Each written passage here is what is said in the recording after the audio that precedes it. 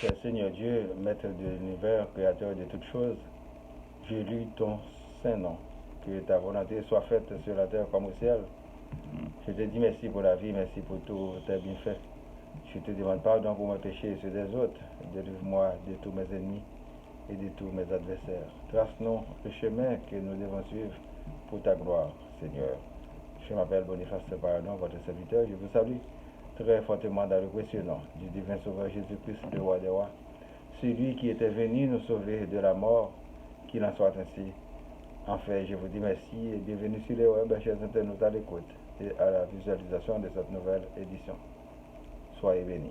Le titre d'aujourd'hui, c'est « Ils sauveraient leur âme par leur justice, dit le Seigneur à l'Éternel ». Ézéchiel chapitre 14, du verset 12 à 16, la parole de l'Éternel me fut adressée en ces mots. Fils de l'homme, lorsqu'un pays pécherait contre moi en se livrant à l'infidélité et que j'étendrais ma main sur lui, si je brisais pour lui les bâtons du pain, si je lui envoyais la famine, si j'en exterminais les hommes et les bêtes, et qu'il eut au milieu de lui ces trois hommes, Noé, Daniel et Job, ils sauveraient leur âme par leur justice, dit le Seigneur l'Éternel.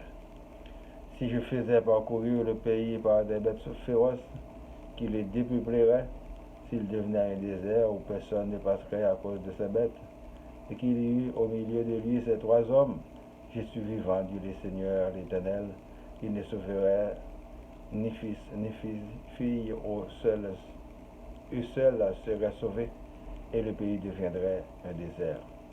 Pour la prédication. Mes frères et sœurs dans le Seigneur, que la grâce et la paix de Dieu soient toujours avec vous.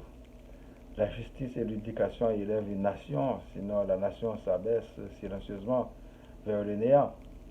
Nous devons continuellement travailler pour l'élaboration de la société dans laquelle l'on vit. Tout geste positif compte pour faire un pas en avant. L'Éternel Dieu doit occuper la première place dans nos vies afin que sa volonté se fasse en nous, sur la terre comme dans les cieux. Dans le passé, les enfants et les ados choisissaient des modèles dans la société en vue d'avoir une meilleure source d'inspiration pour réussir. Mais maintenant, les modèles sont disparus en cédant la place aux corrompus et aux menteurs. Dans un futur proche, le taux de délinquance sera si important qu'il sera quasiment impossible de vivre si rien n'est fait.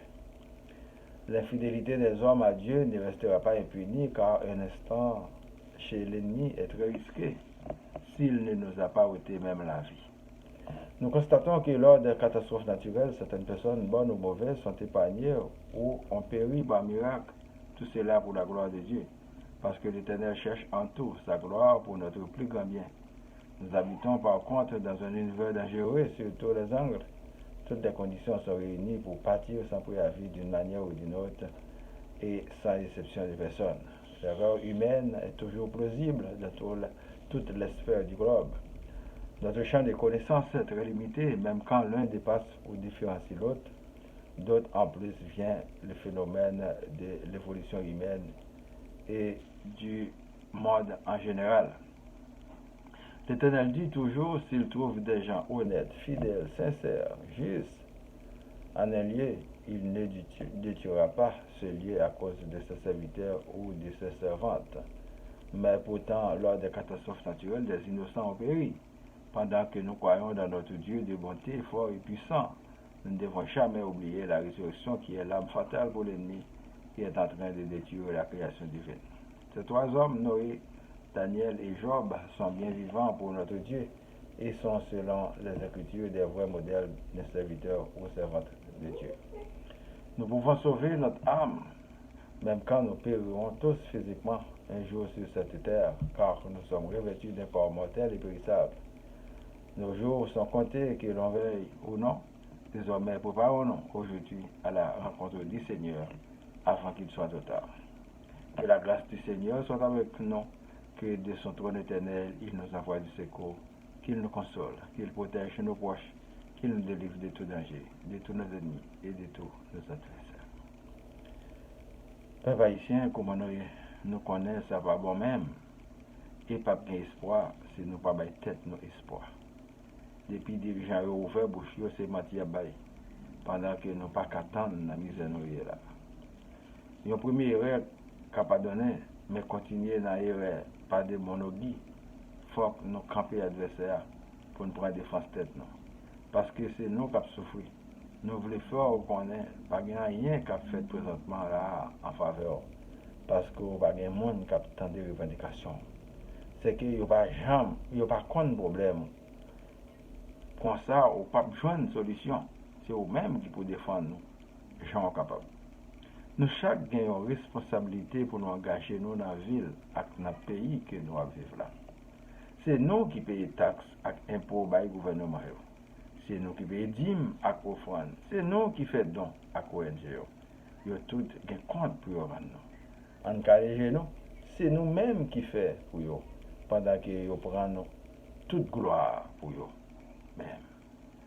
Même Jacques Satan, besoin de mon adorer pendant que c'est bon Dieu qui crée toute bagaille. On réfléchit pour nous sortir dans sa noyade, il prend trop de décisions contre nous et puis il a passé dans la bêtise. Si vous ne pas mettez monde gérer pour vous, vous ne pas commander le règlement. C'est volant, c'est eux-mêmes qui mettent tête sur chef. Abraham dit c'est toi pas tort.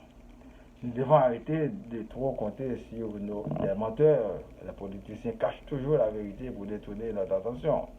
Surtout un peuple naïf comme le nôtre. Le peuple périt faute de connaissances. Nous devons lutter pour que l'éducation et la justice deviennent des priorités pour nos dirigeants, au lieu de s'aventurer dans la guerre pour détruire des humains et leurs biens. Que le ministère des Affaires sociales joue son rôle dans les quartiers populaires et vulnérables, au lieu de pratiquer comme toujours la corruption à grande échelle. Personne ne peut résoudre le phénomène de l'insécurité si les gens ne trouvent pas à manger à leur faim, ni si l'éducation n'est pas accessible aux enfants. Que l'international et les politiciens arrêtent de nous mentir, car ces mensonges nous font encore plus de mal. Demandons à l'Éternel Dieu de nous bénir et de nous délivrer de tous nos ennemis et de tous nos adversaires. Que le Seigneur Jésus nous sauve, que l'Esprit Saint nous éclaire le chemin. Prions pour moi, ma famille, vos familles, les amis, les membres du groupe spiritualité, les personnes malades, les prisonniers, les démunis, les chômeurs, les personnes endeuillées, les leaders, les gouvernements, la ville, Laval, Montréal, Québec, Canada et le monde entier. Que la paix soit sur le monde. Nous récitons notre Père qui est aux cieux, que ton nom soit sanctifié, que ton règne vienne, que ta volonté soit faite sur la terre comme au ciel. Donne-nous aujourd'hui notre pain de ce jour. Pardonne-nous nos offenses comme nous pardonnons aussi à ceux qui nous ont offensés.